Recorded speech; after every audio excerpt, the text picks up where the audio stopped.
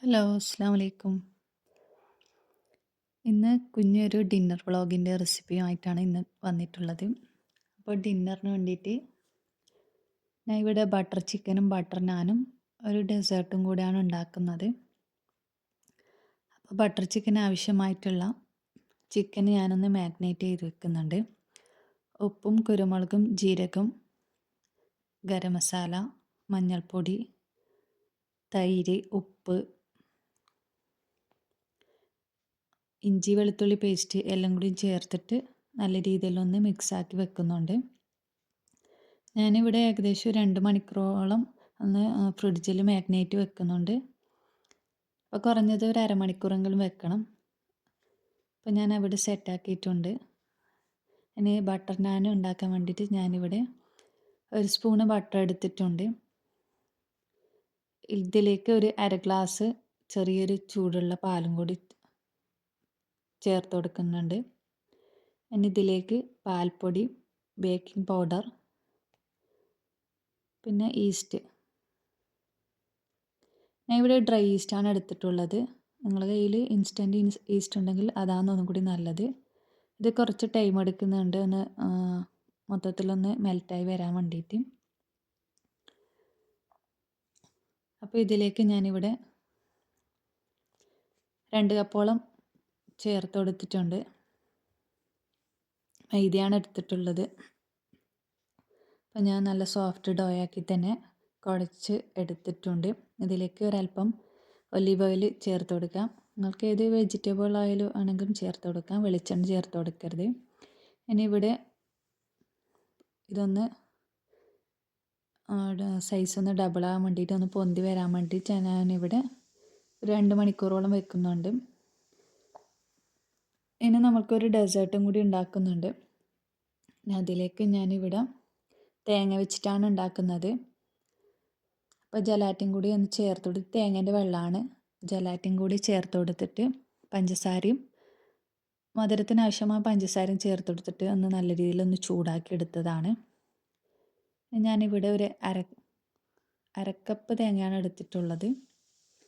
അപ്പോൾ കുറച്ച് പാലും കൂടി ചേർത്ത് നല്ല രീതിയിലൊന്ന് പേസ്റ്റാക്കി എടുക്കാം. ഒട്ടും തരിതരിപ്പില്ലാതെ വേണം അരിച്ചെടുക്കാനായിട്ട്. തരിതരിപ്പുണ്ടെങ്കിൽ ഒന്ന് അരിച്ചെടുക്കുന്നത് നല്ലതായിരിക്കും. ഞാൻ ഇതിൻ്റെയൊക്കെ വീഡിയോ സെപ്പറേറ്റ് ചെയ്യുന്നതായിരിക്കും, അതുകൊണ്ടാണ് ഡീറ്റെയിൽ ആയിട്ടൊന്നും പറയാത്തത്.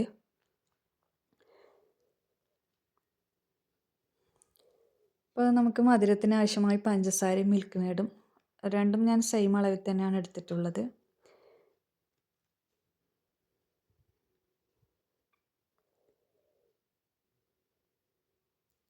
അപ്പോൾ ഇതൊന്ന് നല്ല രീതിയിൽ ഒന്ന് ബോയിൽ ചെയ്തെടുക്കണം. വെറ്റി വരെയൊന്നും വേണ്ട, ജസ്റ്റ് നല്ല രീതിയിലൊന്ന് ചൂടാക്കി നല്ല രീതിയിലൊന്ന് തിളച്ച് വന്നാൽ മാത്രം മതി.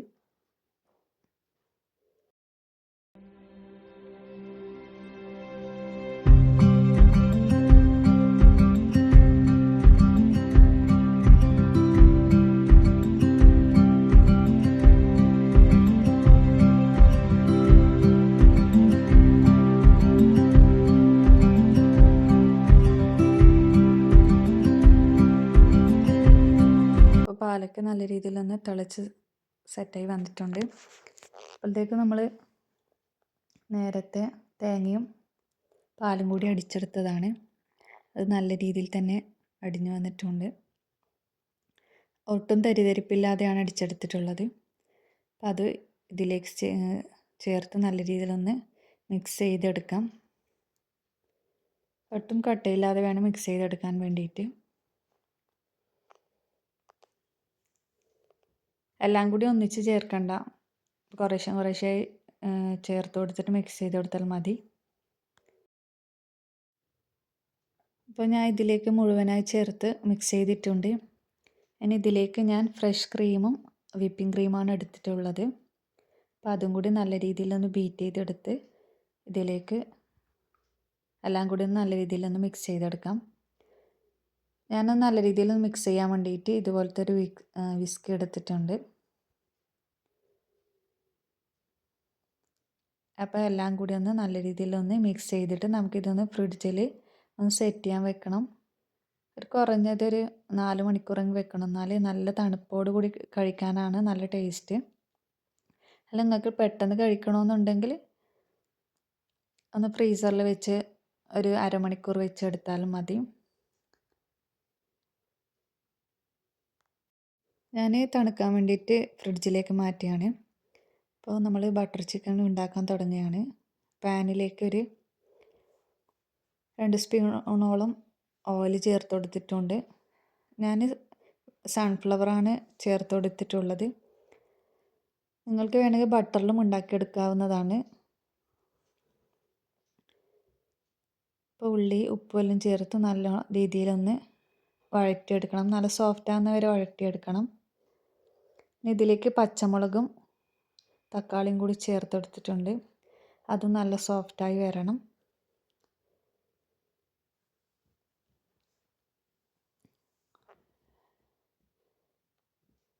ഇനി ഇതിലേക്ക് പൊടികളാണ് ചേർത്ത് കൊടുക്കുന്നത്. ഞാനിവിടെ മുളക് പൊടി, ജീരകം, ഗരം മസാല ഇത്രയാണ് ചേർത്ത് കൊടുത്തിട്ടുള്ളത്.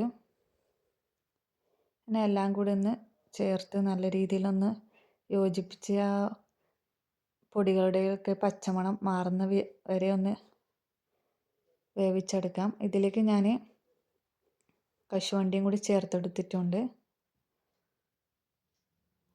ഞാനിവിടെ 10 മിനിറ്റോളം ഒന്ന് അടച്ചു വെച്ച് വേവിച്ചെടുക്കുന്നുണ്ട്. അപ്പോൾ നമുക്കിതൊന്ന് മിക്സിയിൽ അടിച്ചെടുക്കാനുള്ളതാണ്. അപ്പോൾ തണിയാൻ വേണ്ടിയിട്ട് ഞാൻ ഒരു പാത്രത്തിലേക്ക് മാറ്റി കൊടുക്കുന്നുണ്ട്. നമ്മൾ ചിക്കനൊക്കെ ഇപ്പോൾ റെഡിയായി വരുമ്പോഴേക്കും ഇതൊക്കെ ഒന്ന് തണിഞ്ഞ് അടിച്ചെടുക്കാം. അപ്പോൾ ഞാൻ ചിക്കൻ പൊരിക്കാനായിട്ട് ഇവിടെ ബട്ടർ ഇട്ട് കൊടുത്തിട്ടുണ്ട്. ബട്ടറിലാണ് ചിക്കൻ പൊരിച്ചെടുക്കുന്നത്. ബട്ടർ തന്നെ എടുക്കണം, എന്നാലാണ് നല്ലൊരു ടേസ്റ്റ്. അപ്പോൾ നേരത്തെ മാഗ്നേറ്റ് ചെയ്ത ചിക്കനെല്ലാം ഒന്ന് ഫ്രൈ ചെയ്തെടുക്കാം.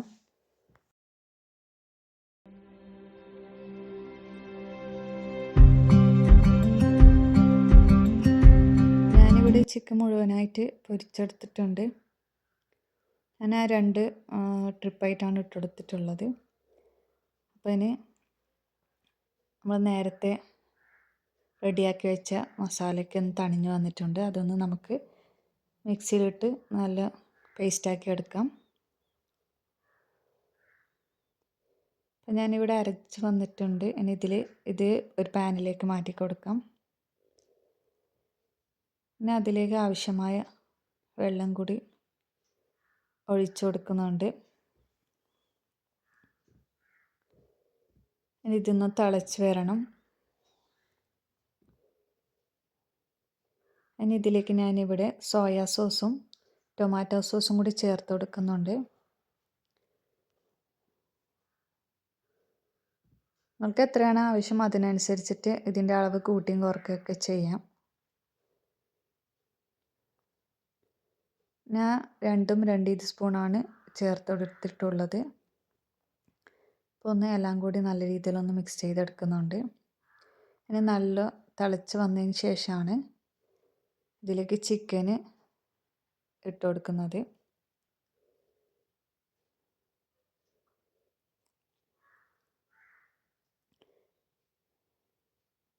ചിക്കനൊക്കെ എല്ലാം ഇട്ട് നല്ല രീതിയിലൊന്ന് തിളച്ചൊന്ന് സെറ്റായി വരണം.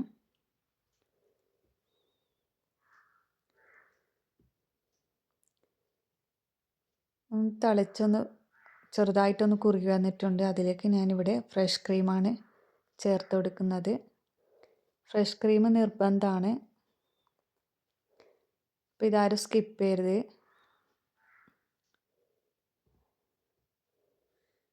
ഫ്രഷ് ക്രീമും കൂടി ചേർത്ത് കൊടുക്കുമ്പോഴാണ് ഇതിനൊരു നല്ല ടേസ്റ്റ് വരുന്നത്. അപ്പോൾ നല്ലൊരു രീതിയിലൊന്ന് തിളച്ച് വന്നാൽ മാത്രം മതി. ഇനി ഇതിലേക്ക് നമുക്ക് ആവശ്യത്തിന് മല്ലി ഇലയും കൂടി ചേർത്ത് കൊടുത്ത് ഫ്ലെയിം ഓഫ് ചെയ്യാവുന്നതാണ്. അപ്പോൾ എല്ലാവരും ഈ രീതിയിലൊന്ന് ഉണ്ടാക്കി നോക്കണം.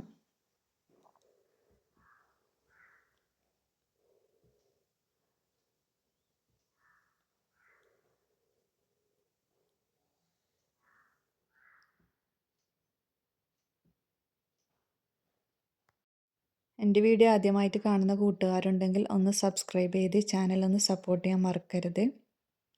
ലൈക്ക് ചെയ്യാനും ഷെയർ ചെയ്യാനും മറക്കരുത്. നമ്മൾ നേരത്തെ റെഡിയാക്കി വെച്ച ഡോ നല്ല രീതിയിലൊന്ന് പൊന്തി ഡബിളായിട്ട് വന്നിട്ടുണ്ട്. നമുക്കിതിൻ്റെ എയർ ബബിളൊക്കെ ഒന്ന് കളഞ്ഞെടുക്കാൻ വേണ്ടിയിട്ട് ഞാൻ ജസ്റ്റ് ഒന്ന് കുഴച്ചെടുക്കുന്നുണ്ട്. ഇനി നമുക്ക് ബട്ടർ നാൻ ഉണ്ടാക്കാൻ തുടങ്ങാം. നിങ്ങൾക്ക് എത്രയാണോ മാവ് എത്ര വലുപ്പത്തിലാണ് വേണ്ടത് അതിനനുസരിച്ചിട്ട് തന്നെ ഡോ എടുക്കാവുന്നതാണ്. ഞാൻ ഈ രീതിയിലാണ് എടുത്തിട്ടുള്ളത്. നിങ്ങൾക്ക് കുറച്ച് വലിയ രീതിയിൽ എടുത്തിട്ട് രണ്ടായി മുറിച്ചിട്ട് അങ്ങനെയൊക്കെ ചെയ്യാം.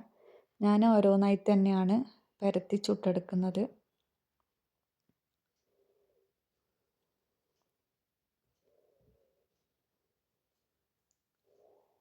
അപ്പം ഞാൻ രണ്ട് സൈഡും നല്ല രീതിയിലൊന്ന് മറിച്ചൊന്ന് വേവിച്ചെടുത്തതിന് ശേഷമാണ് ബട്ടർ ഇതിലേക്കൊന്ന് സ്പ്രെഡ് ചെയ്ത് കൊടുക്കുന്നത്. നിങ്ങൾക്ക് വേണമെങ്കിൽ ഒന്ന് ചുട്ട് കഴിഞ്ഞതിന് ശേഷം ബട്ടർ ഇതുപോലെ ഒന്ന് തേച്ച് കൊടുത്താൽ മതി. അതിനുശേഷം മല്ലിയില തൂകി കൊടുത്താൽ മതി. നിങ്ങൾക്ക് ഏത് രീതിയിലാണോ ഇഷ്ടം ആ രീതിയിൽ ചെയ്തെടുക്കാം.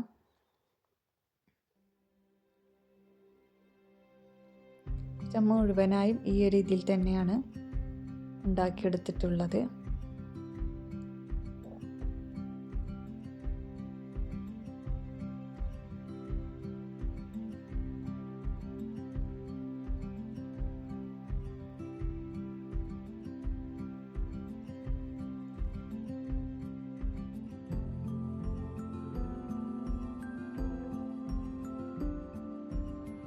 നമ്മൾ നേരത്തെ ജെല്ലി തയ്യാറാക്കി വെച്ചിട്ടുണ്ടായിരുന്നു. അപ്പോൾ അതും സെറ്റായി വന്നിട്ടുണ്ട്. അതൊക്കെ ഒന്ന് കട്ട് ചെയ്ത് നമ്മൾ നേരത്തെ റെഡിയാക്കി വെച്ച ആ ഡെസേർട്ടിലേക്കൊന്ന് ഇട്ട് കൊടുക്കാം. നമുക്കിതൊരു ഡ്രിങ്കായിട്ടും ഒരു പുഡിങ് രീതിയിലും ഒക്കെ ട്രൈ ചെയ്ത് നോക്കാവുന്നതാണ്. വിരുന്നുകാരൊക്കെ വരുന്നുണ്ടെങ്കിൽ ഈ രീതിയിലൊന്ന് ട്രൈ ചെയ്ത് നോക്കണം. എല്ലാവർക്കും ഇഷ്ടമാവുകയും ചെയ്യും. ഞാനിവിടെ ആപ്പിളും ചേർത്ത് കൊടുക്കുന്നുണ്ട്.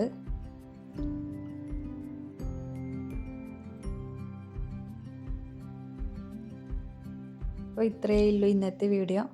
എല്ലാവരും ഈ രീതിയിലൊന്ന് ഉണ്ടാക്കി നോക്കണം. എല്ലാവർക്കും ഇഷ്ടമായെന്ന് കരുതുന്നു. ഒന്ന് ലൈക്ക് ചെയ്ത് സബ്സ്ക്രൈബ് ചെയ്ത് സപ്പോർട്ട് ചെയ്യാൻ മറക്കരുത്. Thank you.